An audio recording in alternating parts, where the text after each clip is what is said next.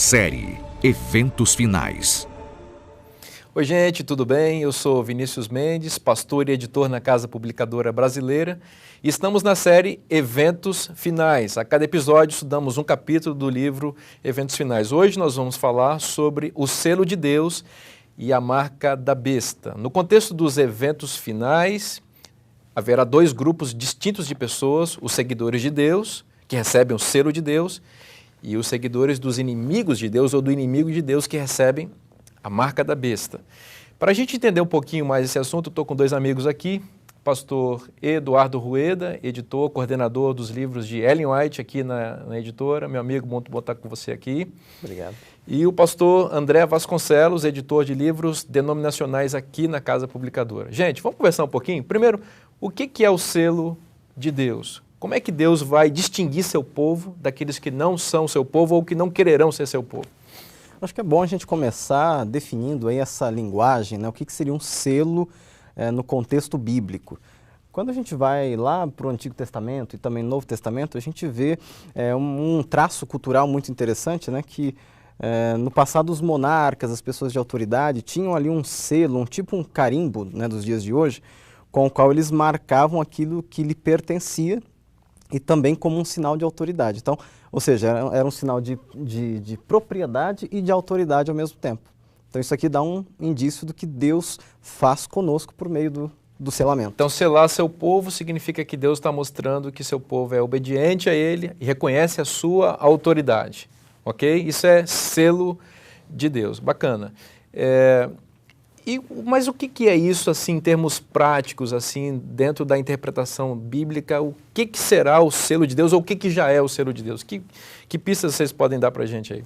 É uma questão interessante que acho que seria bom a gente debater aqui. Se o selo de Deus tem alguma coisa a ver com o Espírito Santo, como alguns dizem, né? No caso de Efésios, capítulo 4, verso 30, né? Isso, ou se é o sábado, como também existe uma outra linha que afirma, né? Ou será que dá para misturar as duas coisas? O que vocês acham? Então, isso é uma coisa importante, porque realmente, como você colocou, uns vão por um caminho, né, o Espírito Santo e ponto, e talvez nem entendam muito bem qual é a obra do Espírito Santo. Outros não, é só o sábado. Na minha opinião, acho que a gente consegue fazer uma boa conciliação disso. A gente não, na verdade, a Bíblia, acho que apresenta isso de maneira bastante contextualizada, especialmente os textos de Efésios, capítulo 1, verso 13 e 4, versículo 30, ali me parece que o Espírito Santo é apresentado como o agente selador, ou seja, a pessoa da divindade que executa a obra de imprimir a lei de Deus no coração. E no coração da lei de Deus está o sábado. Vocês acham que faz sentido? Não, eu acho que os assuntos de fato aí convergem, né?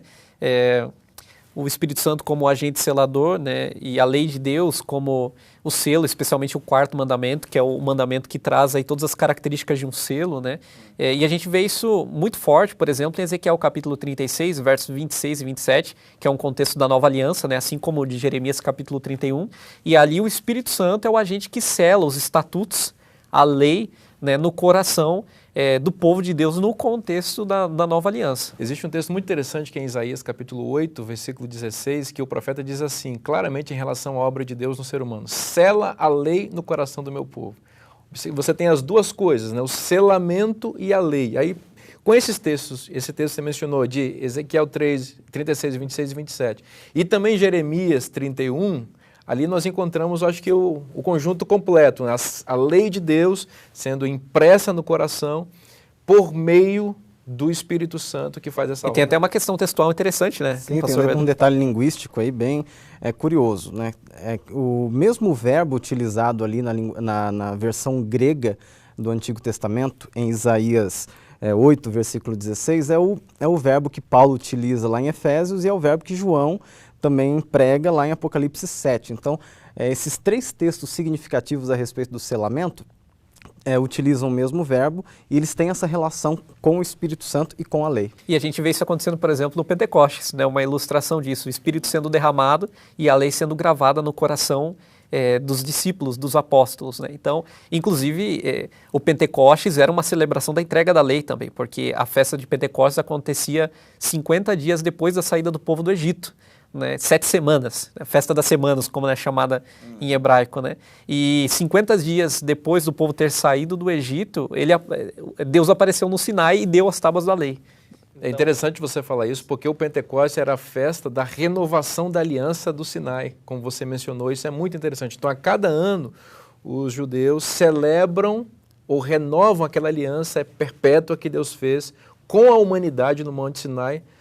Naquele episódio, Deus deu a lei ao seu povo, conforme você mencionou. Então, existe uma vinculação muito grande entre a obra do Espírito Santo e a lei de Deus. Não existe guarda da lei de Deus sem a atuação do Espírito Santo direto no coração. É importante lembrar também que existe o aspecto relacional nisso aí, né? Tem muita gente que acha que essa ênfase que a gente dá à lei de Deus quando a gente fala sobre o selamento é um pouco legalista, mas é importante lembrar que o selamento também fala de graça, né? Quando você vai para a Bíblia, é Deus quem efetua o selamento, não é o ser humano. Embora seja um sinal exterior da nossa obediência, na verdade isso é um sinal do nosso relacionamento com Deus, ou seja, a graça, a justificação pela fé está presente aí também. Agora um detalhe, só falando do sábado como um símbolo de toda essa aliança, né? Porque quando a gente fala do selo de Deus, principalmente no contexto escatológico, a gente vê que o sábado ele recebe uma ênfase, né? Pelo que a gente vai ver em Apocalipse 14, Apocalipse 13. E o sábado é chamado no Antigo Testamento, né, como um sinal. Então, ali o termo hebraico ot, né? Então, ele é o sinal da aliança entre Deus e os filhos de Israel. Então, o sábado, ele representa toda a lei. Muito interessante. Dá vontade de ficar falando sobre o selo de Deus aqui bastante tempo, porque o selo me parece uma metáfora muito nobre para distinguir as pessoas que vão seguir a Deus. Porém, o inimigo de Deus, diz o texto do Apocalipse, no capítulo 13, que ele tem uma marca para o seu povo. Enquanto o selo me parece um símbolo que remete a uma nobreza, alguma coisa que evoca autoridade, mas também liberdade, a marca me parece um proprietário de gado marcando a sua propriedade, sem dar essa propriedade, naturalmente, a liberdade de escolher. Vamos falar um pouquinho sobre a marca da besta, que é assim, a contraparte do selo de Deus, em especial no livro do Apocalipse. O que é isso daí? Então, você foi ao ponto, né? A gente deve entender a marca da besta como uma contrafação do selo de Deus. E quando a gente olha aqui Apocalipse 13, que é onde vai falar da marca da besta, a gente pode destacar aqui alguns pontos que ela falsifica da lei de Deus ou do selo de Deus. Por exemplo, nesse contexto de adoração, nesse contexto melhor dizendo aí de eventos finais, você tem uma ênfase na adoração. Tem aqueles que adoram a besta e a sua imagem, e tem aqueles que adoram a Deus. E é interessante que tanto aqueles que adoram a Deus quanto aqueles que adoram a besta recebem um sinal, né, na fronte. Então, que indica propriedade. Então, a marca, veja só, a marca da besta é colocada sobre a fronte, assim como o selo de Deus é colocado sobre a fronte. Então, veja aí, uma falsificação. Outra coisa, a marca da besta, além de ser colocada sobre a fronte, ela também é colocada sobre a mão. O que evoca, né, o que alude ao texto lá do Shema, Deuteronômio capítulo 6. Ouve Israel, o Senhor nosso Deus é o único Senhor. E ali é dito, ó, e estas palavras te serão por frontal entre os olhos, né? E a atarás na sua mão. Então veja, a marca da besta o que é? É uma falsificação do mandamento de Deus, é uma imposição, são decretos humanos que tentam invalidar o decreto divino. A gente vê claramente que o inimigo é um invejoso, né? Exatamente. Ele tenta imitar a Deus o tempo inteiro. E receber a adoração de Deus. E nessa imitação, enganar as pessoas. Então, é uma grande falsificação a proposta do inimigo. Então, para a gente entender o que é uma falsificação, porque pela sua exposição ficou claro que a marca da besta é uma falsificação do selo de Deus, correto? Então, precisa ficar muito claro o que é o selo. O selo de Deus, ele é impresso no coração do ser humano pelo Espírito Santo, que imprime a lei de Deus, na qual se destaca o quarto mandamento, que é um representante de toda a lei de Deus, porque que é o mais importante, o maior mandamento ali dentro da lei, enfim. Então, esse é o original. A falsificação, então, o que é? Interessante que a Bíblia ela nos ensina não somente por semelhança, mas também por contraste. Tem muita gente que acha que não há evidência no Novo Testamento da validade dos 10 mandamentos, mas o pastor André acabou de mostrar que o Apocalipse está repleto de contrafações, de falsificações dos mandamentos. Então, se você tem o falso, naturalmente você deve ter o verdadeiro. Com certeza. Né? Então, se no Apocalipse, que é o último livro do Novo Testamento, você tem claramente uma contrafação aos mandamentos, especialmente ao sábado, que declara a adoração a Deus, é óbvio que você deve ter o verdadeiro mandamento e também o falso. Agora, deixa eu jogar uma questão aqui. Aparece lá no Apocalipse 13, no contexto da marca da besta, aquele número que as pessoas têm medo, 666. E tem gente por aí que acredita que a marca da besta vai ser um chip, que vai ser implantado na pele das pessoas. Um código de barra. Um código de barras.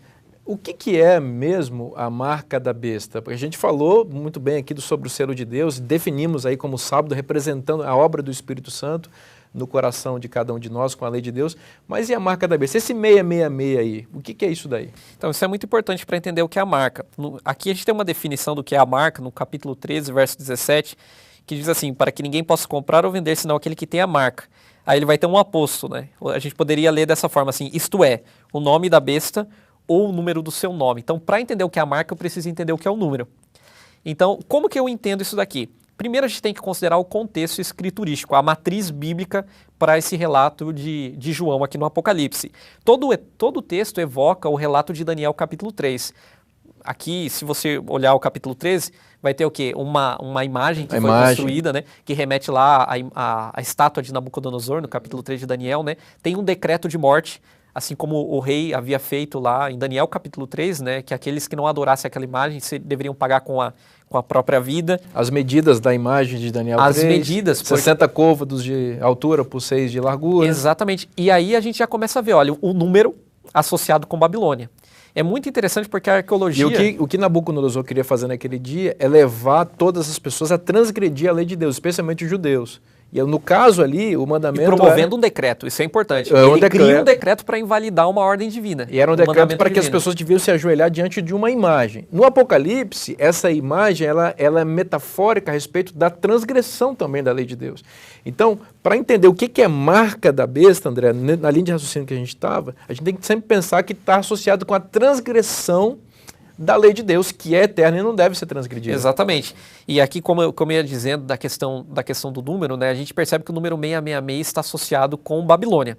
Inclusive, tem achados arqueológicos, né, tem um quadrado mágico famoso. O que é um quadrado mágico? Né? Quando a soma, né, das colunas e das linhas, ela dá sempre o mesmo valor. Né? E tem aquele achado, esse amuleto, que ele soma 666. Então, veja, o número 666 está relacionado com Babilônia e com o homem. O próprio texto do Apocalipse diz que é um número de homem, né? O número 6. Então veja, 666, ele nunca chega ao 7, que é o número que representa a divindade. É uma repetição em 3 vezes do 6, e lembrando, né, pastor Eduardo, que o homem foi feito no 6º dia da criação, me parece também uma alusão. Exatamente. A isso daí. Então quando você tem esses 3 números juntos, parece que é o homem tentando se opor a Deus e nunca conseguindo. Deus, né? Tentando ser Deus. Então, exatamente. a gente lembra desse esforço do homem por tentar ser Deus, a gente se lembra que ao longo da história houve instituições aí que tentaram, instituições políticas, religiosas, se colocar no lugar de Deus, né? Então, obviamente, no Apocalipse, Babilônia representa todos os poderes que ao longo da história de alguma forma, se levantaram arrogantemente contra Deus. Então, a gente poderia dizer o seguinte para nós concluirmos aqui. Se o selo de Deus está associado com a lei de Deus, obra do Espírito Santo, que sela a lei de Deus, e se destaca na lei de Deus o mandamento do sábado, a oposição clara, a falsificação vai ser, se o selo é um dia, a marca da besta também vai ser um dia falso de guarda. Então, sábado versus domingo. Então, o que seria a marca da besta, basicamente? Um decreto, à semelhança de Daniel capítulo 3, forçando as pessoas a guardarem um domingo. Essa é a interpretação mais aceitável mais correta para Apocalipse 3. A marca da besta será um decreto que imporá esse dia de guarda, violando a consciência das pessoas. Então, as bestas elas vão se levantar para obrigar as pessoas a fazer aquilo que Deus não deseja que elas façam. Então, só um ponto aqui que eu acho importante destacar, pastor Vinícius, é o seguinte: o capítulo 13 termina falando disso, dessa marca da besta. Aí o capítulo 14 começa falando dos 144 mil selados por Deus, na fronte. Então veja, a Exato, mesma a imagem. alusão é clara. E eles vêm com uma mensagem, a mensagem do remanescente, que é descrito como aqueles que guardam os mandamentos de Deus e têm a fé em Jesus. E a primeira mensagem que eles apresentam é temei a Deus, que temer está relacionado com a obediência aos mandamentos. Então temei a Deus e dá-lhe glória, né? E adorar é aquele que fez o céu e a terra e o mar. Então veja, essa expressão é uma alusão ao quarto mandamento. Copiou e colou, né, João? Copiou e colou. João foi lá e copiou, tirou dos 10 mandamentos, capítulo 20, versículo 11, a expressão aparece lá, ipsis literis, literalmente, o céu e a terra e o mar. Então ele foi lá e colocou no Apocalipse. Essa é uma citação direta. E na citação direta você não tira só as palavras, você tira todo o contexto. Então se ele citou um texto do sábado, ele está dizendo que no contexto da adoração é assim muito que importante. se adora a Deus. É assim que se adora a Deus. E quem não adora a Deus vai estar fazendo o contrário disso daqui. Gente, olha, dá vontade de ficar aqui com vocês o tempo todo aqui. Inesgotável. Mas a gente precisa concluir. E aí, você gostou? Deus tem muitas bênçãos para você. Esse livro, Eventos Finais, isso aqui é só uma pitadinha do que você pode encontrar lá. Tem coisas magníficas. Cada capítulo revela coisas lindas sobre o plano de Deus e sobre o futuro que se descortina para nós, para aqueles que desejam conhecer um pouco mais. Então, Deus abençoe, continue acompanhando nossos vídeos aqui, também continue estudando a Palavra de Deus, estudando os livros inspirados. Deus tem muita coisa para te revelar. Um forte abraço, meus amigos. Semana que vem a gente está junto aqui. Estamos aqui. Muito bom estar com vocês. Forte abraço, que Deus te abençoe e até lá.